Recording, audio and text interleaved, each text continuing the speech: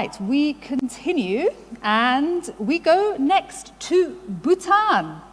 And we're going to hear now from Dr. Tandi Dorji, Foreign Affairs and Chairperson of the Tourism Council of Bhutan, who joins us now.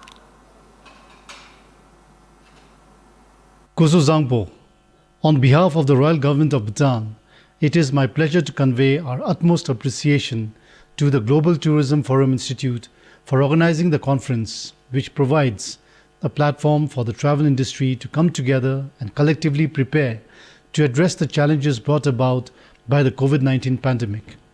It is my privilege to share an overview of the current and future strategies for the tourism industry in Bhutan, developed under the guidance of His Majesty the King, who has been at the forefront during this COVID pandemic.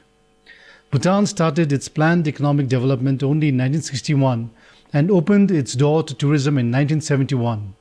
Since then, Bhutan has achieved significant progress despite being small, landlocked, and is today on the verge of graduating to a middle-income country by 2023. This is largely due to the farsightedness and exemplary leadership provided by our monarchs, who have worked tirelessly to develop our country, balancing economic growth along with social, cultural, and environmental preservation. For tourism, His Majesty the 4th Druk instituted a far-sighted policy of high-value, low-volume that continues to guide the way we manage tourism today. Our entire focus is on sustainability. This means ensuring a good balance between harnessing economic benefits for the community while preserving our environment and traditional culture. This has brought immense socioeconomic benefits to the country, at the same time offered an authentic experience for visitors.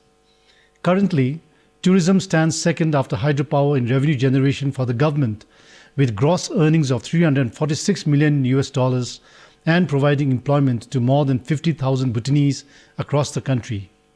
Tourism is therefore one of the priority sectors in the country, and as a reflection of this, the government has approved and is implementing a dedicated tourism flagship program in the current 12th five-year plan, which is aimed towards revitalizing tourism-related products and infrastructure.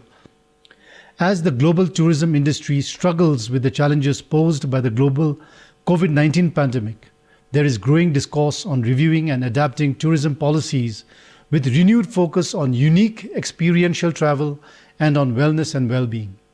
Unfortunately, tourism and travel are the hardest hit sectors globally, and Bhutan is no exception. Since March, international borders have been closed and travel restrictions have been placed, including a 21-day mandated facility quarantine for all those entering the country. These measures have effectively contained the pandemic with no community transmission and zero deaths so far. However, as elsewhere, the overall economy has been severely impacted. The huge number of tourism cancellations since March has eroded the projected income for many people working in the sector, such as guides, hoteliers, homestay providers, transporters, handicraft sellers, etc.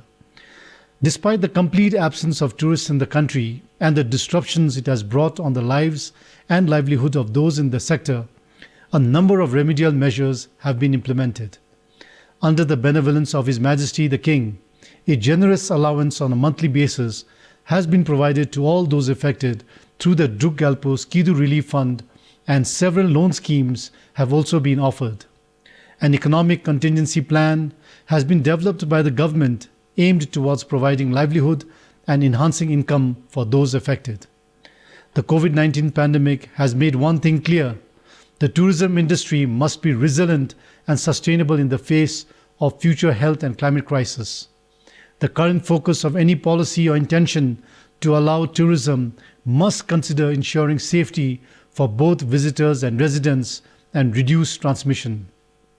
As an alternative, we have redirected our efforts in promoting domestic tourism, which had not received the attention it deserved.